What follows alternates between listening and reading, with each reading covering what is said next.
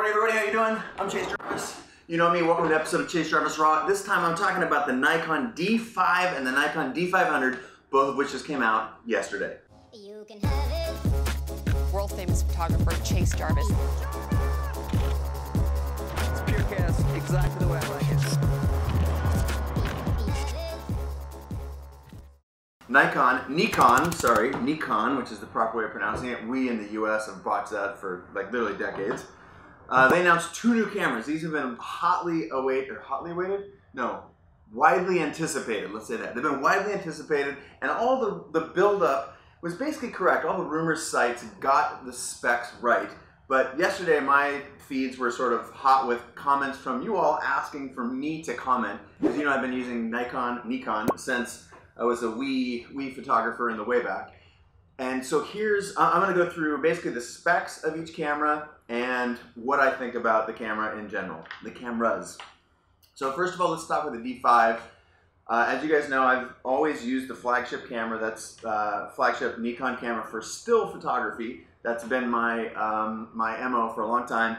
And I have launched two of those cameras for them. In fact, the two most successful, I don't want to break my arm and pat myself on the back, but the two most successful launches in Nikon history, first the D90 and the D7000. So I like to think I know a little bit more in a different way than a lot of the other photographers who are commenting out there. So not only have I using the product, but I've been a part of these launches where you get to use these cameras months in advance. Now Nikon stopped giving me these cameras early because I started shooting with Canon video because I want to use the best products in the marketplace. So not to bag on Nikon, I still think they make great cameras. The D5 is their new flagship. It replaces the D4S, and it's basically a machine. So I love this camera. I haven't shot with it, but there's so many things that are like continuous from what the D4S was that the D5 improves on. Is there anything that's completely radical that we didn't expect? Any totally new innovations? No. So that's my criticism first off.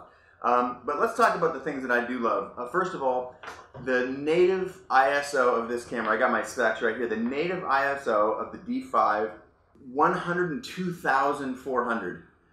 Now John behind there, his eyebrow just went boing. It's crazy base ISO, and it does, if you jack that up, it's got 5 extra settings. It goes to 3.24 million ISO, so you can basically shoot in the dark. In my mind, the D4S was the best camera that was ever made because of its low light capability. So the D5 does improve on that, and you can expect that to continue to get better. That is one way that Nikon is differentiated from all other cameras. It is the best in the world at shooting in low light. I love it for that. But let's talk about 14 frames a second with the mirror up, 12 frames a second using the mirror. That is a machine that not everybody needs, but as someone whose background is in shooting action sports, it made all the difference in the world. It's also the fastest focusing camera out there, and someone else like a Canon might claim faster on some models. It's just not true. I've tested them side by side.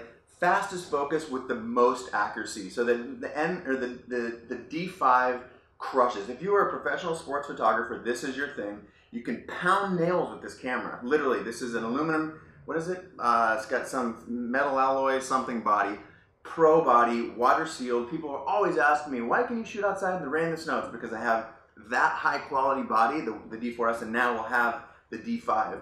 Absolutely incredible. You can have, the camera can literally be getting rained on. So it's very, very sturdy. It's strong as shit. Let's talk about some of the other features. So it has a 21 megapixel sensor. It's very large relative to some of its peers, and especially to the Nikon D500, which we'll talk about in a second. So let's talk about the video for just a second. So they now introduced 4K video at 30 frames a second.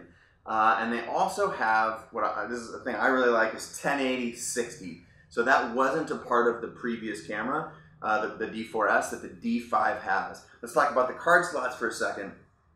They actually have two different versions of this camera. So if you buy, you have to specify either one with the CF type card slots or one with the XQD slots. Now, I don't use the XQD slots, or I don't use the XQD cards.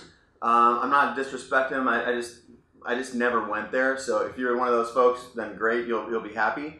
It has dual slots in each of those cameras. That's why you have to specify one or the other. It turns out that those are little modules that are interchangeable, but that's the deal. At $6,500 for the body only, this is obviously super expensive, but If you're a professional, it's worth it. I will definitely have 2 or 3 of these cameras. Oh, it's got a touchscreen monitor too. Now, it's not touchscreen with within the menus. You're not scrolling through menus. That still requires the button, but you can swipe and pinch. So again, this is something that I was talking to Nikon about in 2010, trying to get them to do that, and here we are 2016. And they finally delivered. Again, overall impression that this is an incremental upgrade from the Nikon D4S. It is the top-of-the-line flagship still camera. It's the best still photography camera in the world, bar none. Full stop. For those folks that are Canon, it is the equivalent of the Canon top-of-the-line. I happen to think it's better. I've tested them. I'm platform agnostic. Nothing game-changing, like nothing mind-blowing except for that ISO, that is totally remarkable. And you start to think about that camera with video at that ISO range, and that starts to get pretty freaky. You put a 1.4 or 1.8 on there. See, John's going like, that's crazy shit. Okay, all right, so I will get this camera, and I will do I'm not a camera reviewer, just so you guys know. If you're thinking that I'm gonna do some nerdy test, there are people out there who specialize in that. That's not me. But I will get this, and maybe I'll unbox it. I'll give you my first impressions when it comes out. But again, I'm trying to just give you what came out yesterday. I want to respond to it as fast as possible. All right, let's move on to the next camera, which is the D500. This is also long anticipated. It hits a really interesting spot, I feel like, in the market. It has some features of lower level cameras, like a swing out LCD screen. And it also loses some features that you would have had on a lower level camera in the earlier days, like it loses the pop-up flash. But the D500 also has so many other things. First of all, it's a DX, so it's a cropped sensor. It's much smaller than the sensor in the D5, but they're talking about it like it has so much of the technology of the D5 into the D500, which I think they're just trying to make the people who don't want to spend $6 grand, because the people who are going to spend $6 grand on the D5, they're just going to do it. And I think it may make the people who are spending $2,000. Was that much? What does this body cost? It's $2,000 body only. It's trying to make you all feel better about a purchase, which I don't blame them. I think this is a solid camera. Again, it's not a camera for me on a couple different tangents. One of which is it's half magnesium alloy and half plastic. So that's the body, not the wrap. It still has the wrap, the rubbery stuff that you guys love. Again, I think ergonomically, both these cameras, the D5 and the D500, are great ergonomically. I think they kick ass on the Canon ergonomics, and they have for a long time. But let's talk about some of the details there. So it's a 10 frames a second camera, and that's a big upgrade from the last version of the non-flagship at Nikon. So they're boasting some crazy buffer in both these cameras, and specifically for a camera in the D500 range, I think they're talking about 200 raw images, a buffer that can sustain that. That's pretty serious. And it's got 4K video, which is exactly the same video specs basically as the D5. And it also has 1080/60, which I think is awesome. And I think they've got some additional stuff. Again, I haven't looked at the actual menu here. The LED or the LCD is also touchscreen, and it has, again, it's articulating. It can't articulate for you vloggers out there. It can't articulate all the way up and around, so you can turn the camera and see yourself. It's not that sort of deal, which to me that was sort of a misfire. It has this new thing called Snap Bridge in it, which is interesting. I confess I haven't used it. They were talking about this a long time ago, and now it's finally hit the market, which is the ability to connect this camera to your smartphone for sharing pictures. So I haven't used that. It's both. I think it uses both Wi-Fi and Bluetooth in order to do this. I will look forward. Historically, these menus and the software from these camera manufacturers hasn't been all that good. But I'm guessing that over the course of the last 5 years, they're real late to market on this stuff, that they have sort of figured it out. If you want that Wi-Fi, I think like the Wi-Fi transmitter, there's the ability to plug in a dongle into the side of that thing. And what else do I need to know? Oh, dual card slots.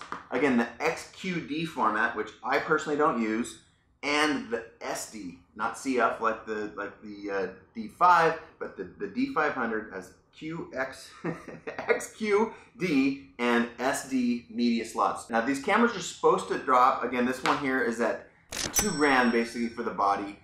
These are supposed to drop in March. I'm hoping to get my hands on something before then, and when I do, you'll be the first to know. Again, I'm not a camera reviewer. I was asked for a comment. I think these cameras are killer. I think both of these cameras are a big step up. I actually think the D500 made bigger strides for a for a non-flagship camera than what the D5 did, but both are killer. You'll see the D500 is a real approach at trying to challenge Canon's video specs. I don't think they've got there. I think that there's a lot of merit to what they've done. The fact that they've got multiple audio jacks, one for headphones and one for a mic. Those are just things that are directionally right. Again, nothing earth-shattering. The high ISO capabilities of the D500 are also super awesome. They're going to be better than anything, I think, in the Canon line. Not quite as good. They're basically, it's like 25 to 50% of the beauty and power of the low light capabilities of the D5. So again, D500, super solid. D5, great dream camera for stills. I will give you every piece of information I have as soon as I actually get the camera. If you want real nerdy weird shit, go to some of the camera sites. I'm just going to tell you what I feel like from having launched multiple cameras for Nikon and been a part of that sort of the pre-production models, testing this stuff before it hits the streets. All right, you guys, signing off for another episode of CJ Raw. There you go. This is about as raw as it gets. Make sure to create every day. You can have it if you want it. It's gratis, it's for free. There ain't no strings attached, no, there ain't no catch. Take my love, take me.